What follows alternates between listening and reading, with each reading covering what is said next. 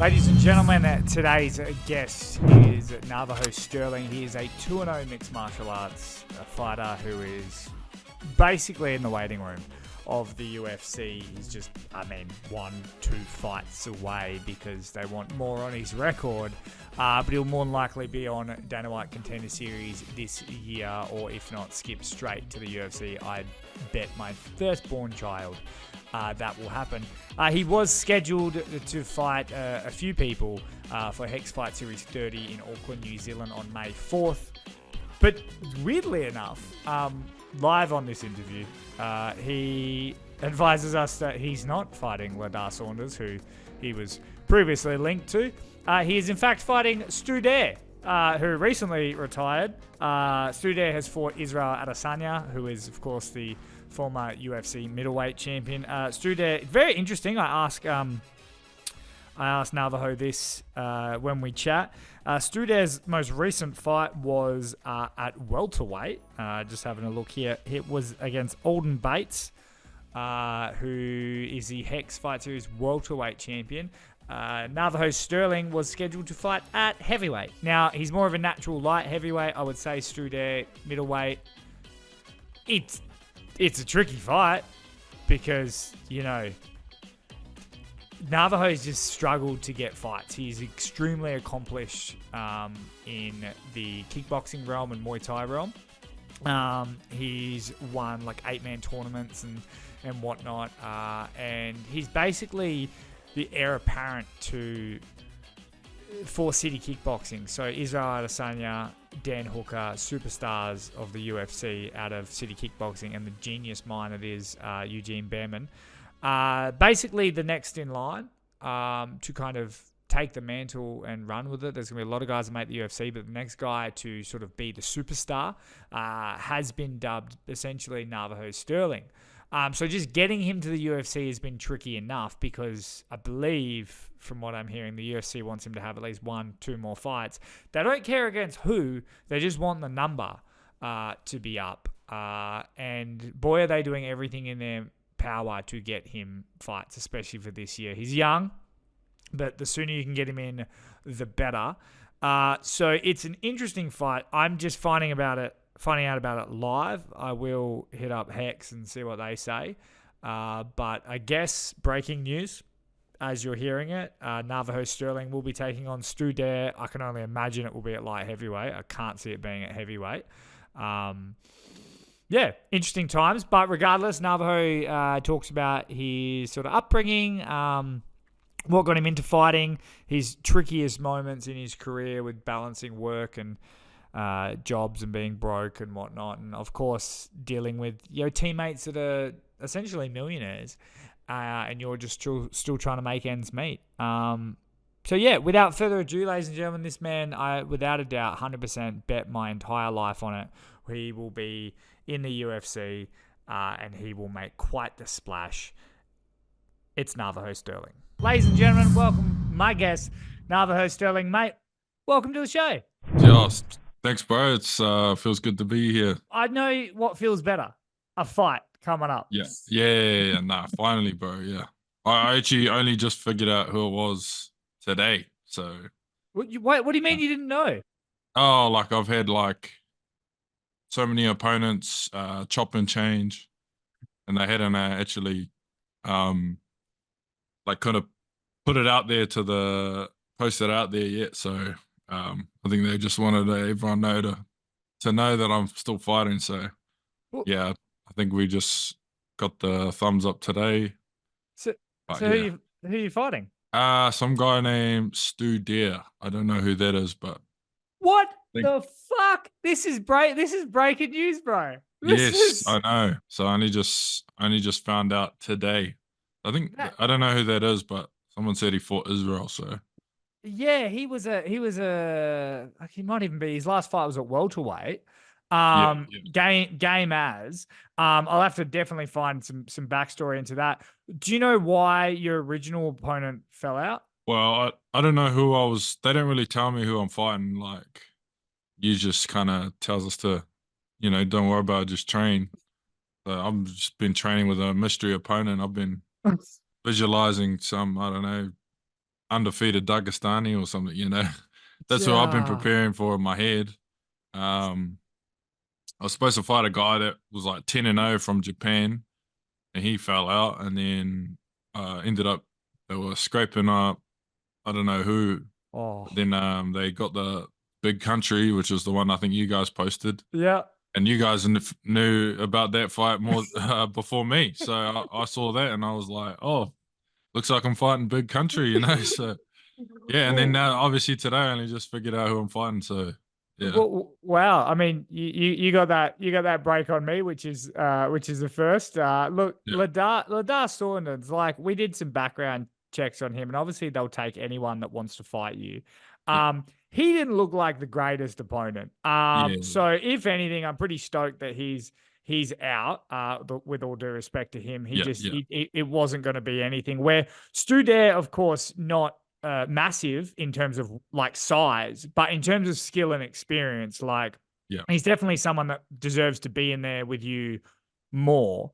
yeah. Is it hard? I mean, you're young. You've been deemed as like literally like the heir apparent to the city kickboxing team. So when Israel and Dan move on, you will probably be the star. That's what you're being hyped Yeah, up as.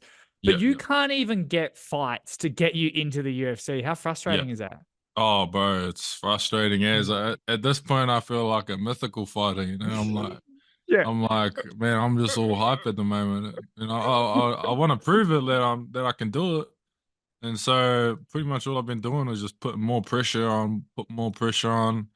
I'm doing all sorts of content, and I've done so many interviews and been on all the Sky Sport, and I've been on everything, bro. I've done everything but fight. So I'm like, man, if there's a way to sell it to people, like I've been doing it. So Well, that's just been keeping me busy, you know, while I can't fight, and keeping me relevant so that people know that they're really all trying to get behind me and push me. But yeah, it is very frustrating, bro. Very frustrating, especially when you want the fights to test your skills. You know, I feel so good in training. I'm like, man, but nothing beats real experience. You know, you could be training high level, but man, those fights and that experience is king in my opinion.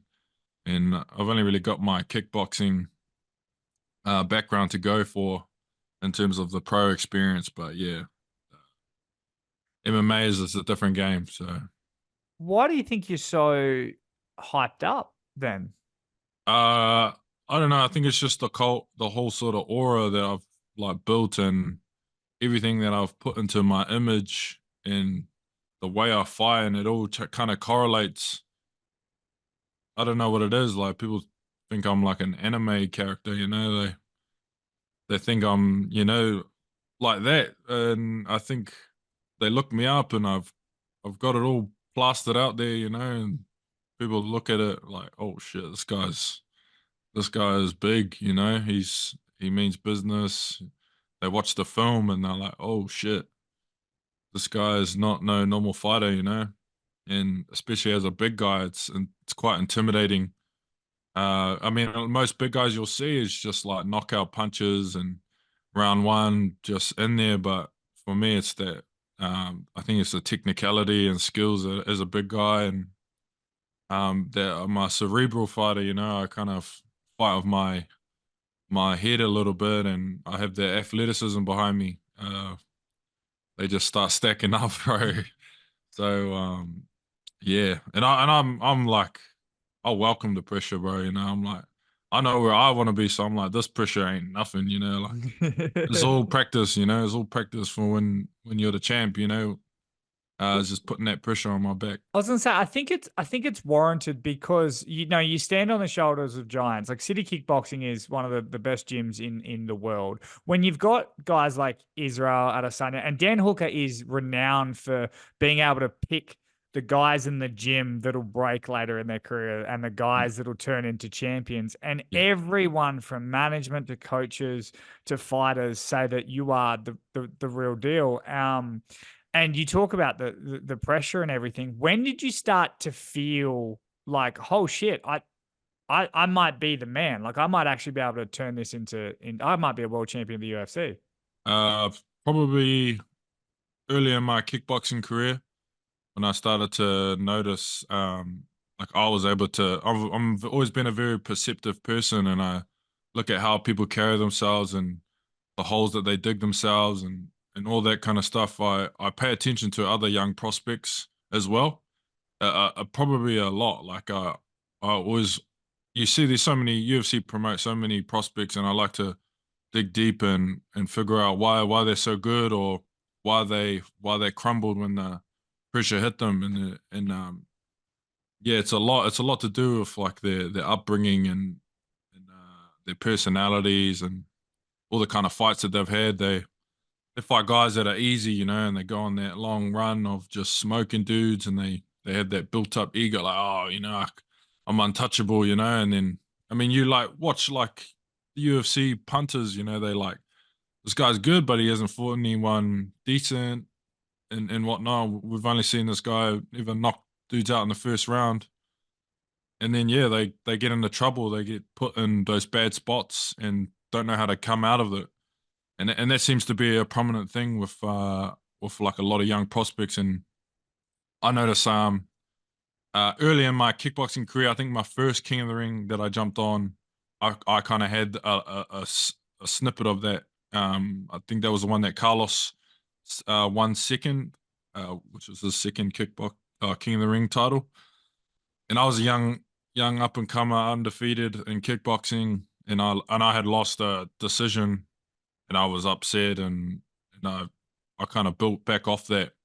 And coming into the MMA, I still remember that feeling, of um, being not living up to it and the disappointment and that kind of pressure and how to deal with it. So now I feel ahead of the game, big time for sure.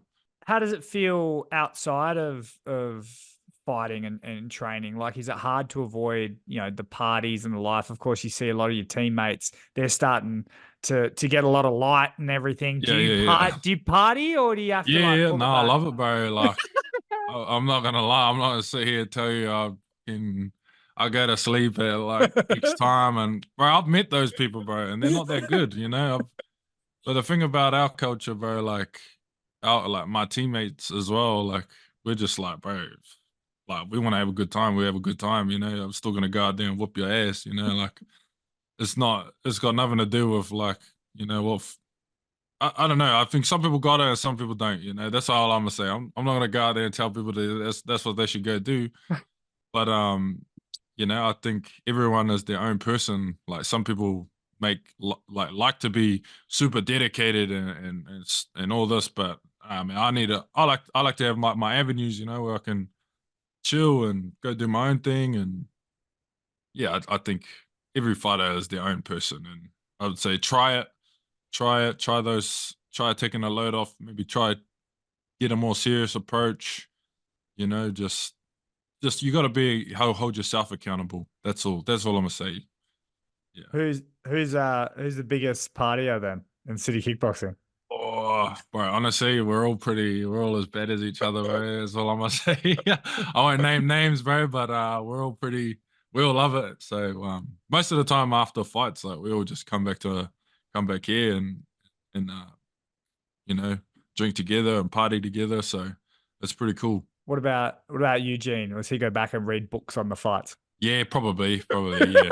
I think he's probably had his fair share of fun. He encourages the boys and all that to get them, work hard, play hard. But um, yeah, I think most of the time he just probably just studies the fights afterwards.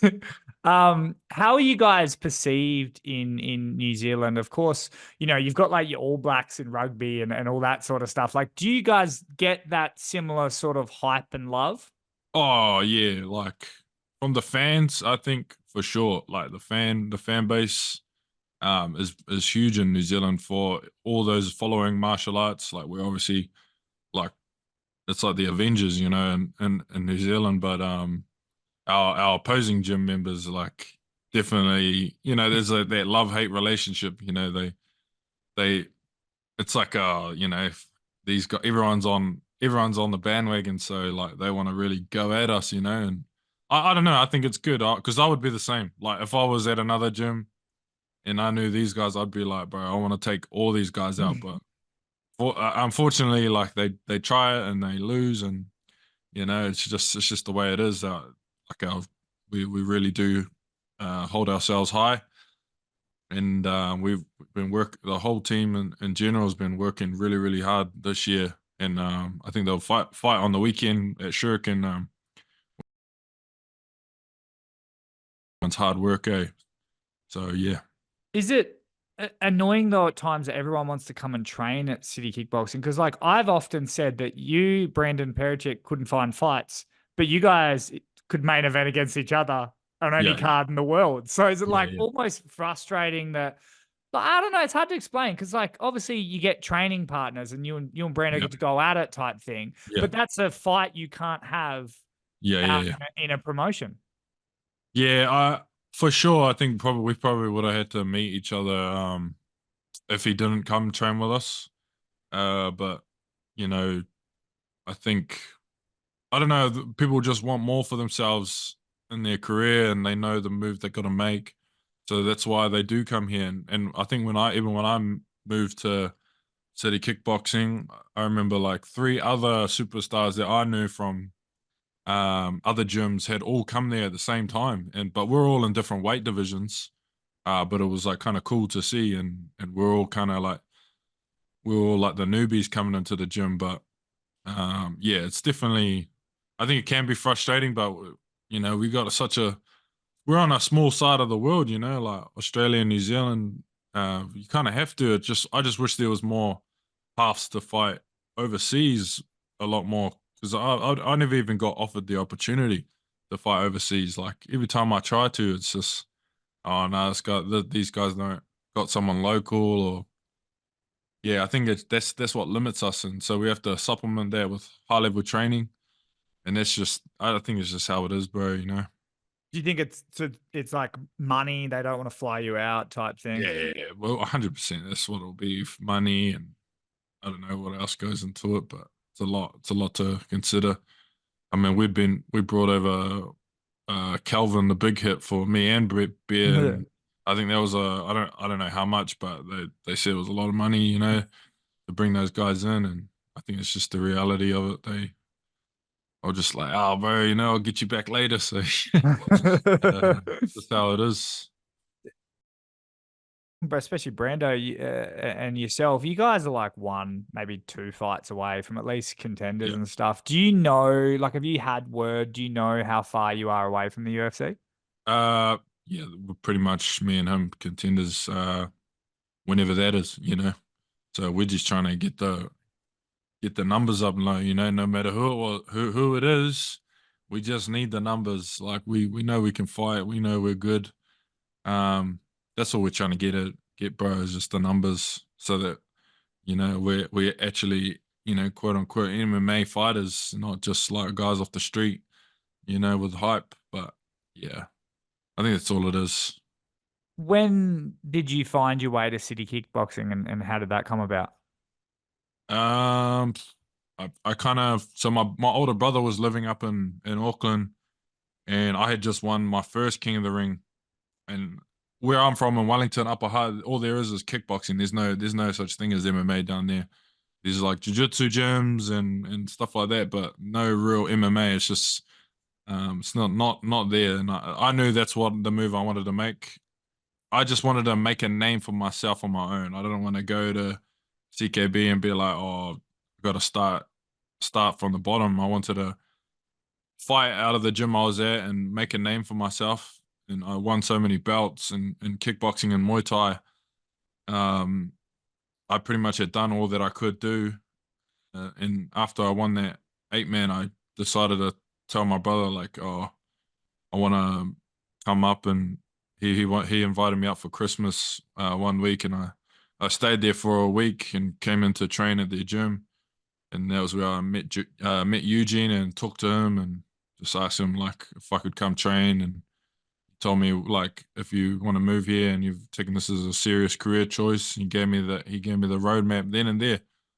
He said I can get you there in about 2 to 3 years. You'll be in the UFC, and I was sold. I was like, oh, That's all I needed to hear. I went home straight away with the plan to get out of my job and just move everything up. And there I was. I think 2021. I was in there.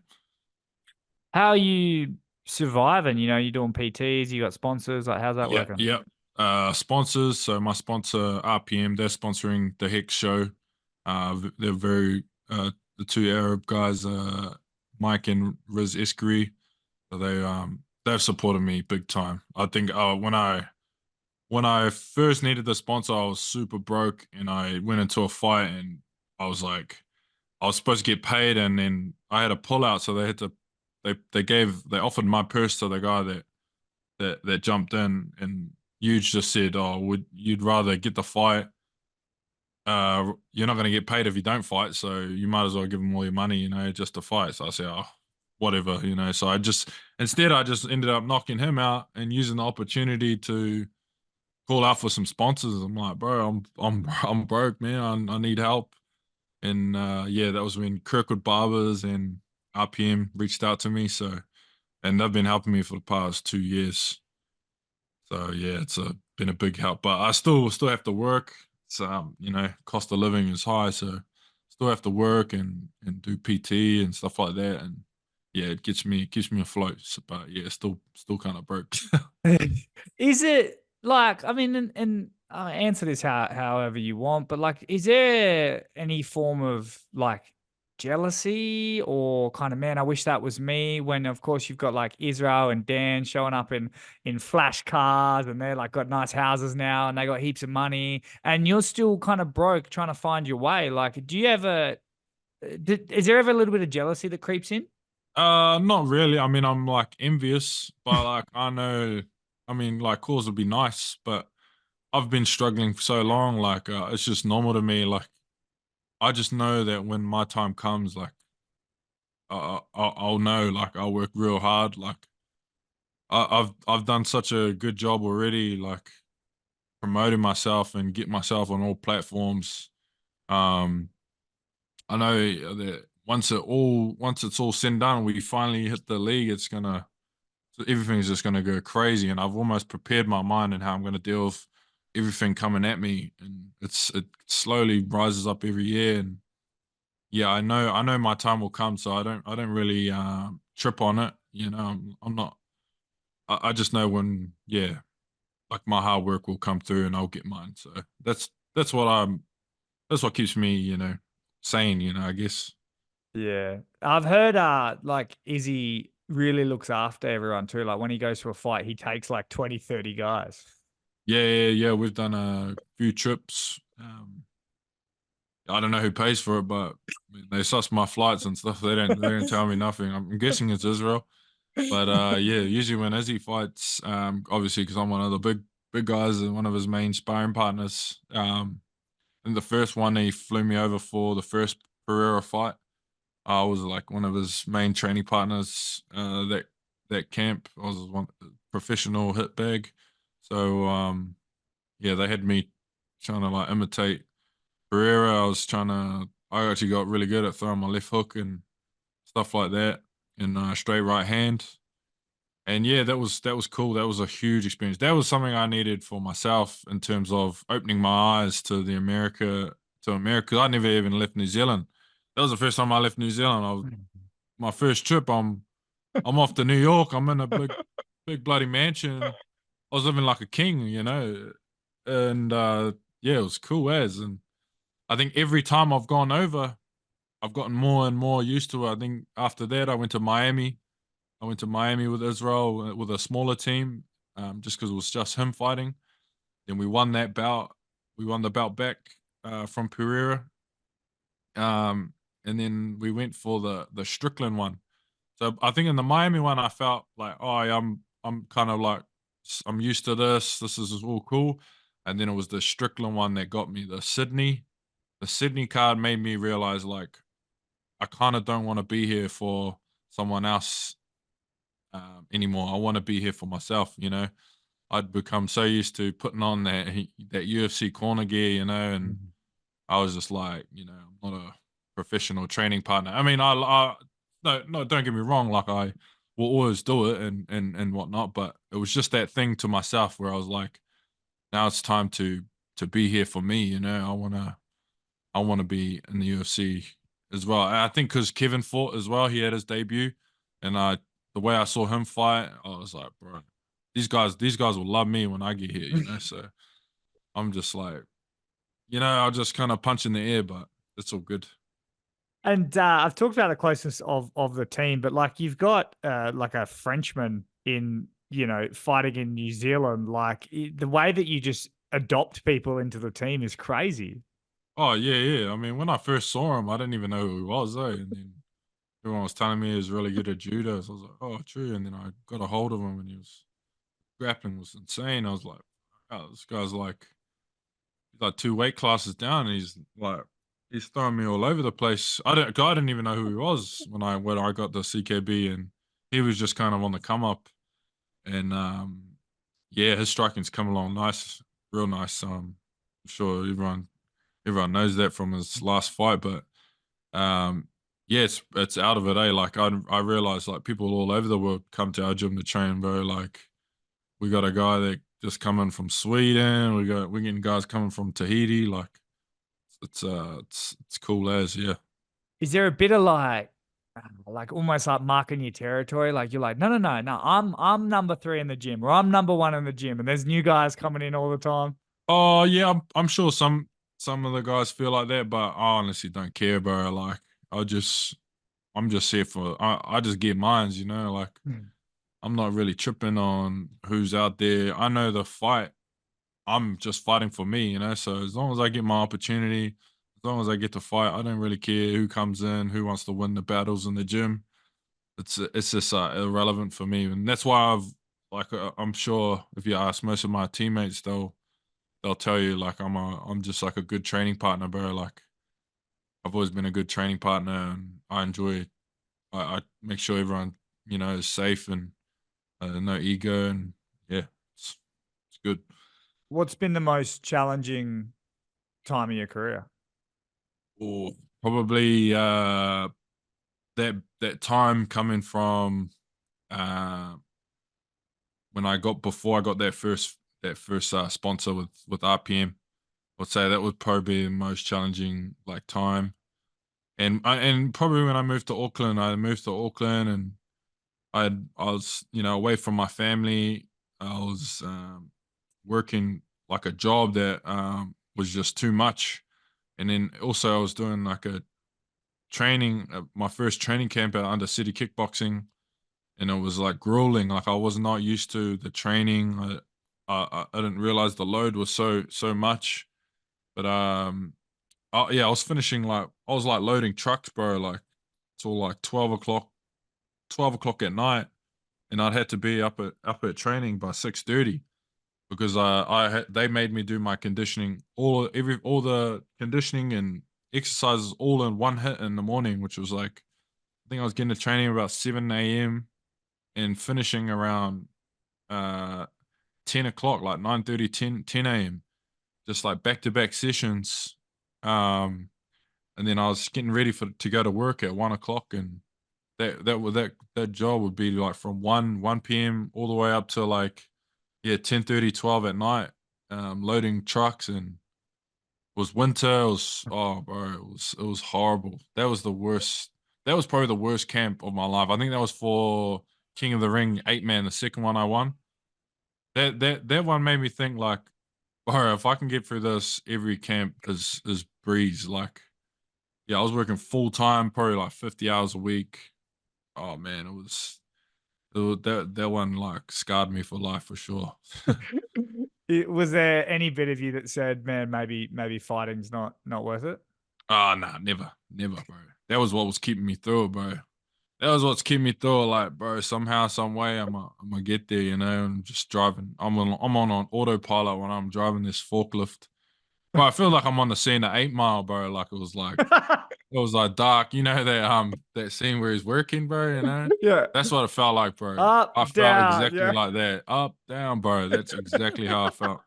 I'm just on the scene at 8 Mile, bro. Like I'm like beanied up, safety gear on, bro. I'm like, bro, this is not for me. But one thing about me and work is I always worked hard, so I had like my job. They all loved me there, so they all supported my career. And when I finally left, they were like super happy for me and wished me well. So, Where'd that work ethic and professionalism come from? Is it a family bro, upbringing? I don't know. I think it's just a family thing. Like my older brother was like always preach hard work, and so to my dad and my mom. And I've always been like a morning person. Like I can get up real easy. Like I just find like I'm super dedicated to whatever I do. Like I just had been like a professional even as a novice. Like when I was training for my first fight, I treated it like I was a professional athlete. I was looking after my body, and sometimes I was going too hard out, but I didn't know that. And yeah, I think yeah, it's just correlated to why I am here. What now? It's just my whole life I've just kept that same work ethic, and it's just taken me to crazy heights. So yeah. Now, mate, a couple more questions before I let you go. How good can Navajo Stirling be? Bro, honestly, I believe I wouldn't be doing this sport if I didn't believe I could be one of the best MMA fighters of all time, bro. And that only time will tell. But in my head, I believe that for sure. And May 4th, I'm assuming you're going to have 5 more opponents before then. But what can we expect come May 4th? May 4th, depending on as long as they can take it, bro, all sorts of damage, bro. Like I'm looking to build the highlight reel. I'm looking to put shots everywhere, on the feet, on the floor, wherever. Big highlight. I mean, people think of me as just a kickboxer. I mean, if you saw my last 2 fights, I was just picking the boys up and just getting some highlight reel takedowns. I'm not doing no little foot trips, bro. I'm picking you up and slamming you on the ground. So you could prepare for excitement in the grappling or striking. So that's just my game, bro. Love it. And finally, before I let you go, after it is all said and done, how does Navajo Sterling want to be remembered in mixed martial arts as a whole? Mixed martial arts as a whole, bro. I want to be remembered as you know one of those fighters that could was just an elite competitor, someone who always fought to win, put on a show, was known for being just well rounded, um, and a true mixed martial artist, and making hard fights look easy. Making the good guys look easy, and that's what I want to be known for. Awesome, mate. Thank you so much for your time. I really Me, hope you get a fight and you yeah, finally get in there because as soon yeah, as that's in, I reckon whether you get a fight or not, you're going to be in the UFC very soon. So, seriously. but best of luck, bro. Once again, we'll see you at the top.